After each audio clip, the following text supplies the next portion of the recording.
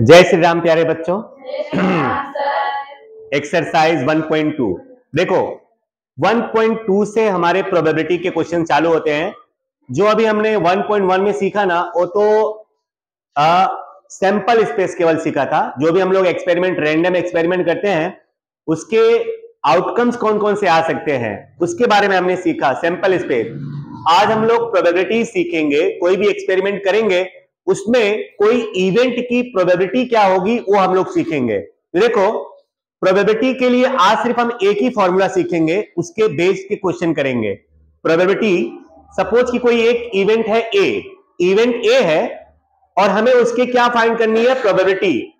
समझो बेटा, तो उसको P ऑफ A इस तरह से देखो डिनोट करते हैं। किसी की प्रोबेबिलिटी हमको फाइंड करनी है ना, तो probability of A, P of A इस तरह से अपने को उसको डिनोट करना है और उसका फॉर्मूला क्या होगा, m/n। आज हम लोग सिंपल फॉर्मूला से बेस्ड क्वेश्चन को स्टार्ट करेंगे, स्टेप बाय स्टेप करेंगे, तभी आपको समझ पड़ेगा। एक साथ में सारी बातें समझाने जाएंगे ना, समझने जाएंगे तो दिक्कत होगी, ठीक है।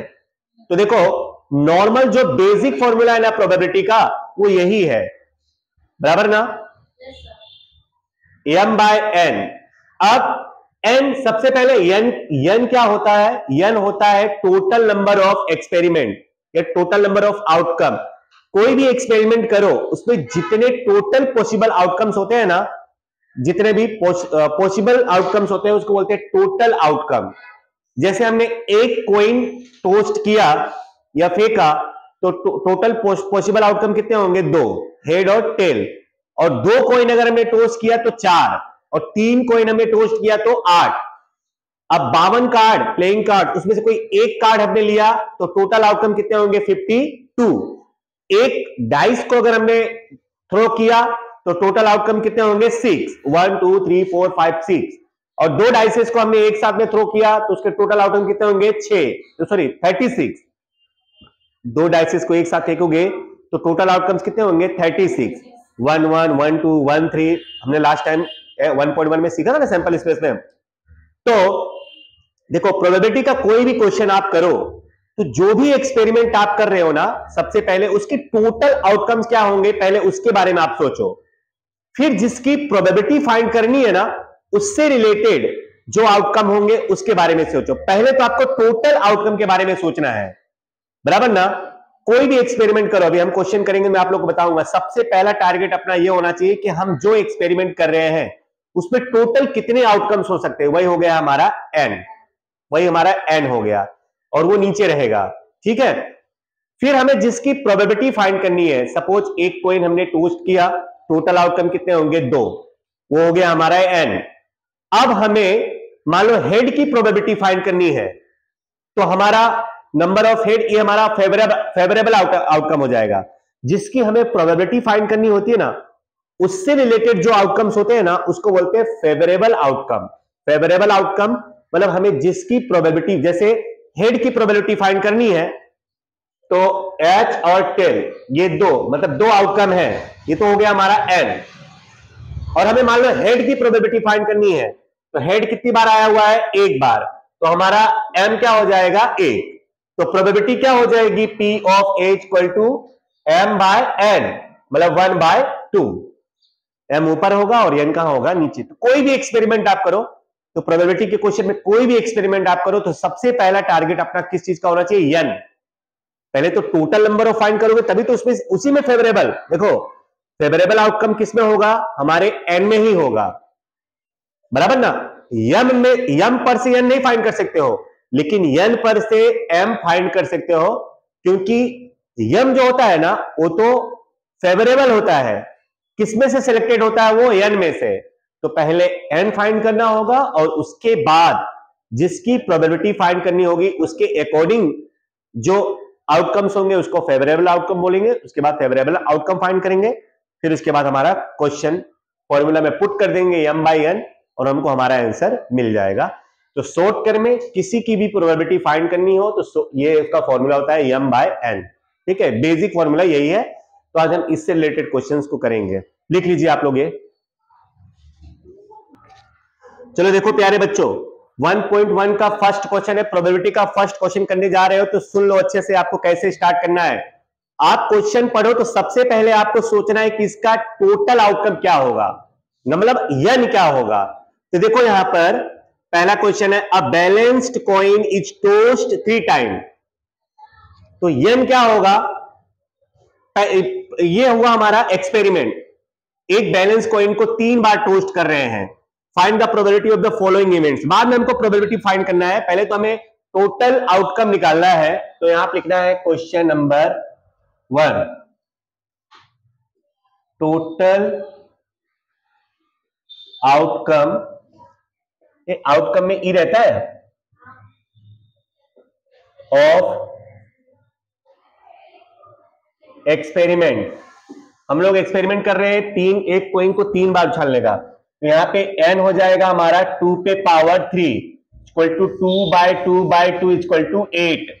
या तो हमको यहां पर पता होना चाहिए, मैंने आप लोग को बताया था H अगर एक कॉइन को 3 बार टोस्ट करोगे तो उसका सैंपल स्पेस क्या होगा, H फिर HT फिर HTH फिर THH।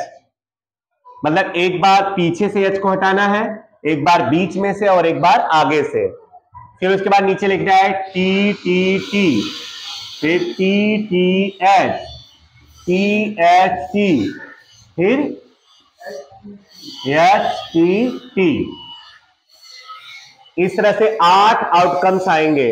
ये हमारा n हो गया।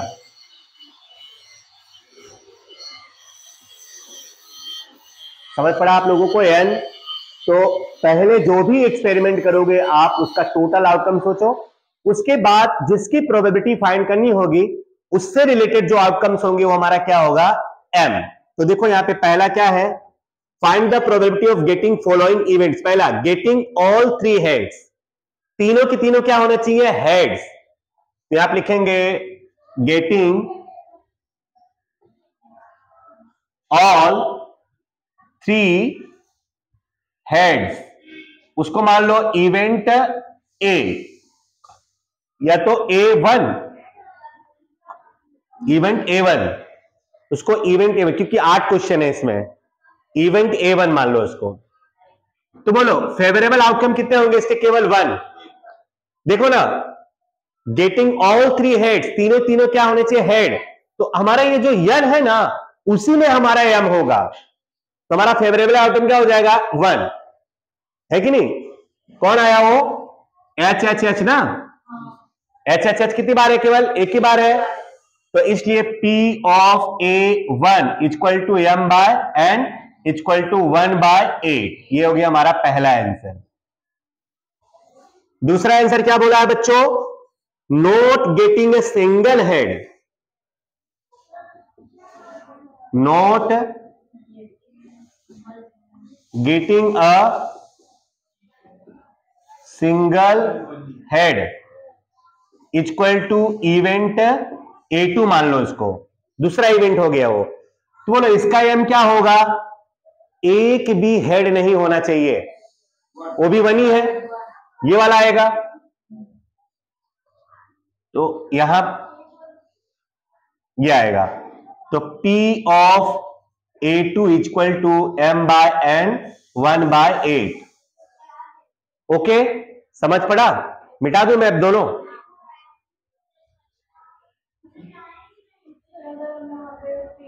ये पहले मिटा दूं, पूछो।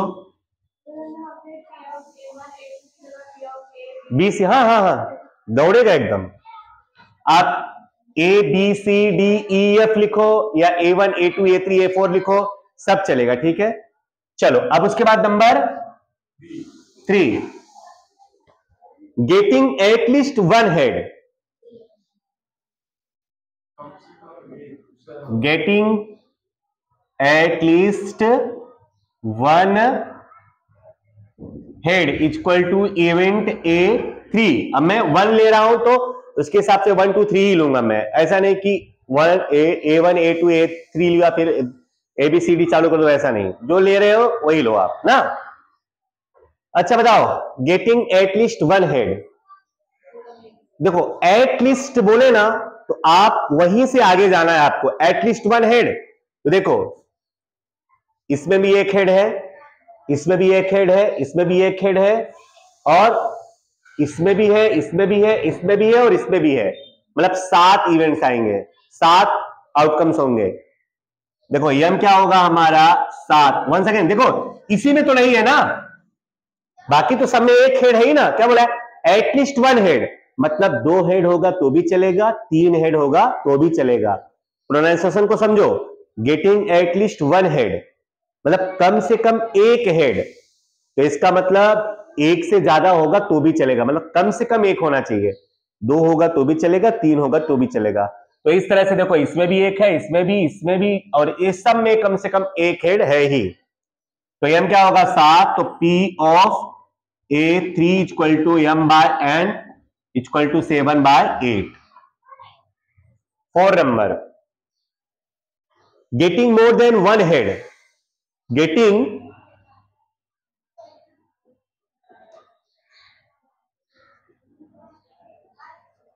more than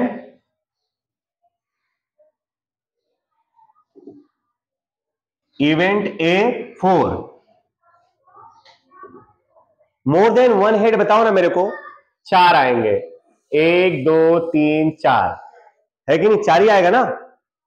एक से ज्यादा head, getting more than 1 head, एक हेड से ज्यादा, तो इसमें ही आएगा ना। 2 हेड है, इसमें भी 2 हेड है, इसमें भी 2 हेड है, इसमें 3 हेड है, एक से ज्यादा, तो मतलब कितना आएगा 4। तो P ऑफ क्या, P of A4 equal to M by N equal to 4 by 8, इसको काट सकते हो 1 बाय 2। बोलो क्लियर? रफ कर दूं इसको।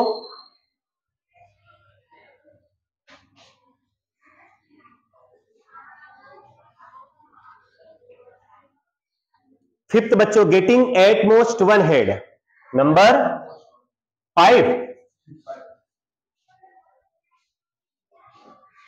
Getting at most 1 head equal to event A5। तो इसका एम क्या होगा?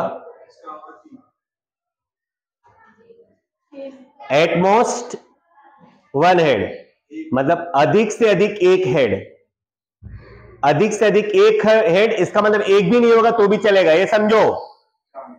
अधिक से अधिक एक, इसका मतलब उससे एक से ज्यादा नहीं होना चाहिए, एक से कम होगा तो चलेगा।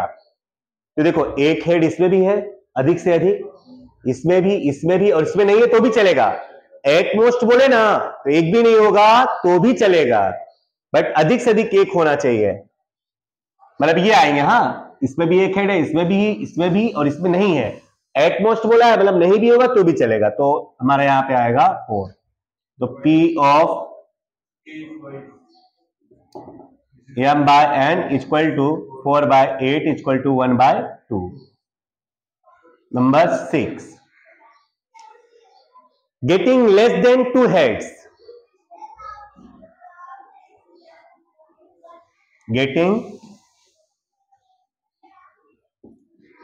Less than 2 heads equal to event A3, नहीं A6। तो M हो जाएगा, बोलो लेस देन 2 हेड, 2 हेड से कम, यही है ना, 2 हेड से कम, 1 2 3 4, 2 हेड से कम। तो P of A6 equal to M by N 4 by equal to 1 bye 2। ठीक है, लिखो फटाफट, थोड़ा पॉज करो। चलो बच्चों 7, getting head and tail alternately, मतलब पहले हेड फिर टेल फिर हेड, ऐसा ही ना, अल्टरनेटली ऐसे होता है ना। तो ऐसे कितने इवेंट्स है? केवल 2, देख लो ये, हेड टेल हेड, फिर टेल हेड टेल, बराबर ना। अल्टरनेटली मतलब दोनों सेम सेम नहीं आएंगे साथ में, ठीक है। तो P of A7 equal to M by N 2 by 8 equal to 1 by 4। Number 8, getting more number of heads and